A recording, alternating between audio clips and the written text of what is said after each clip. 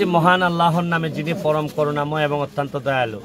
আপনারা জানেন যে সিলেটের বিভিন্ন জায়গায় বন্যা হয়েছে।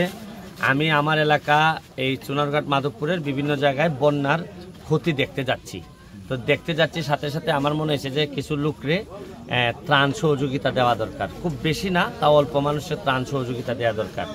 এবং এরই সাথে আপনাদেরকে একটা ভালো খবর দিতে চাই যে আমার এলাকায় আমাদের ছাত্রলীগের যে কমিটি, নতুন কমিটি হয়েছে, কমিটির সভাপতি হচ্ছে গিয়ে রাসেল, এই ছেলেটা রাসেল, আর আরেকটা ছেলে হচ্ছে গিয়ে আমাদের মাসুম, তারা সভাপতি সেক্রেটারি হয়েছে। এবং এখানে নতুন কমিটির সাংগঠনিক সহ যারা আছেন, তো তারা কমিটি পাওয়ার পর, নেতা হওয়ার পরেই তারা যখনই আমার কাছে আসছে আমার দোয়া নিতে, আমি বলছি যে দোয়া আসলে শুধু আমি এমপি সাহেবের দোয়া নিলে হবে না, তাদেরকে যে বঙ্গবন্ধুর আদর্শের যে জায়গাটা, বঙ্গবন্ধুর আদর্শের জায়গা হচ্ছে গিয়ে যেখানে মানুষের কষ্ট হবে এইখানেই বঙ্গবন্ধুর আদর্শের লোকজন দাঁড়াই যাবে।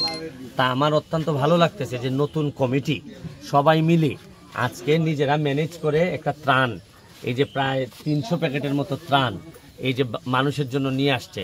বলেন যে এর চেয়ে অনেকেই মনে করেন যে কমিটি হওয়ার পর বড় 300-400 মোটরসাইকেলের একটা র্যালি করলে মনে হয় সবচেয়ে ভালো হয় না। এই যে কমিটি হওয়ার পর, নেতা হওয়ার পর যে রেসপন্সিবিলিটি তাদের কাছে এখন জন্মাইছে, এই রেসপন্সিবিলিটি হচ্ছে গিয়ে মানুষের পাশে দাঁড়ানো, নির্যাতিত নিপীড়িত মানুষের পাশে থাকা এবং এইভাবে বঙ্গবন্ধুকে আরো সম্মানিত করা, জননেত্রী শেখ হাসিনার হাতকে শক্তিশালী করা। তারা দেখেন এই ত্রাণগুলা নিয়ে এখন মানুষের কাছে যাবে। আমি এই পর্যায়ে আজকে যিনি সভাপতি হয়েছে রাসেল, আমার একজন ছোট ভাই, ছোটবেলা থেকে একসাথে বেড়ে ওঠা একই অঞ্চলের, আমি তাকে বলবো যে আচ্ছা তোমার অনুভূতিটা বলো যে এই যে মানুষের পাশে থাকার এখন ভালো লাগতেছে কিনা নাকি?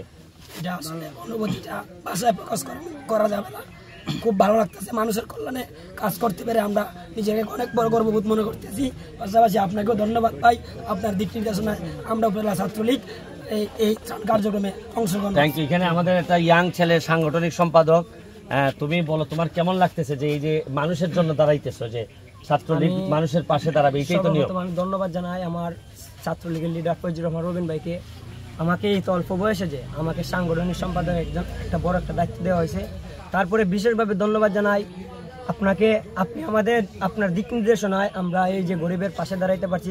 তোমার অনুভূতিটা বলো যে আসলে এই যে মানুষের পাশে দাঁড়ানো, ছাত্রলীগ হয় গরিব মানুষ বা অসহায় মানুষের পাশে দাঁড়াইতে আমার সবচেয়ে বেশি ভালো লাগে।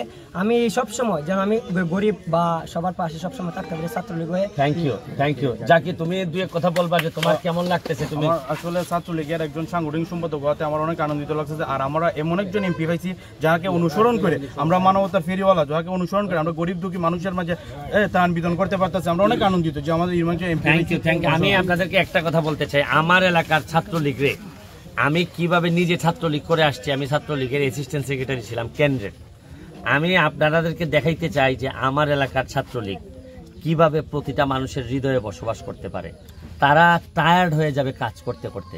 আমি এমপি হিসাবে যা বরাদ্দ পাবো তার একটা বড় অংশ ছাত্রলীগরে দিয়ে আমি মাঠে নিয়ে কাজ করাইতে চাই। এবং এদেরকেই আপনারা যদি জিজ্ঞেস করেন যে আমার পরিবর্তিতে ভবিষ্যৎ কারা, এদেরকে দিয়েই আমি ভবিষ্যৎ বলে দেয়া লাগবে না। এদের কর্মই, এরা যখন মানুষের দুয়ারে দুয়ারে যাবে তখন এদের কর্মই এদেরকে বড় বড় নেতৃত্বের দিকে পথ দেখাবে। আমি অত্যন্ত আনন্দিত ছাত্রলীগের নতুন কমিটিতে যারা আসছে, মাসুম সহ।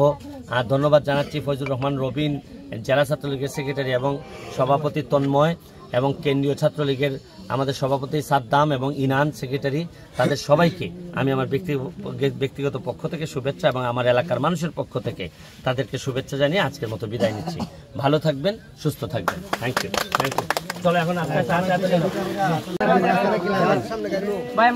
আর কিছু দিয়ে গাড়ি তুলে লাও।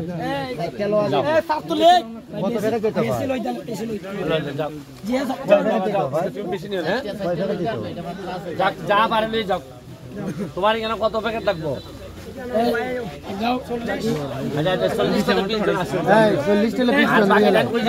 40টা হইলে বাকি টাইম তুমি তোমার মতো করে দিও। 40টা আমরা লই যাবো। 40টা কইনা কথা, হ্যাঁ তাহলে এই দিকে ঘুরে ফাঁসো যাও তুমি। 40টা কইনা কথা আমার সাথে আওয়াজ রাখো। রাখো কয়টা গেছে? 40টা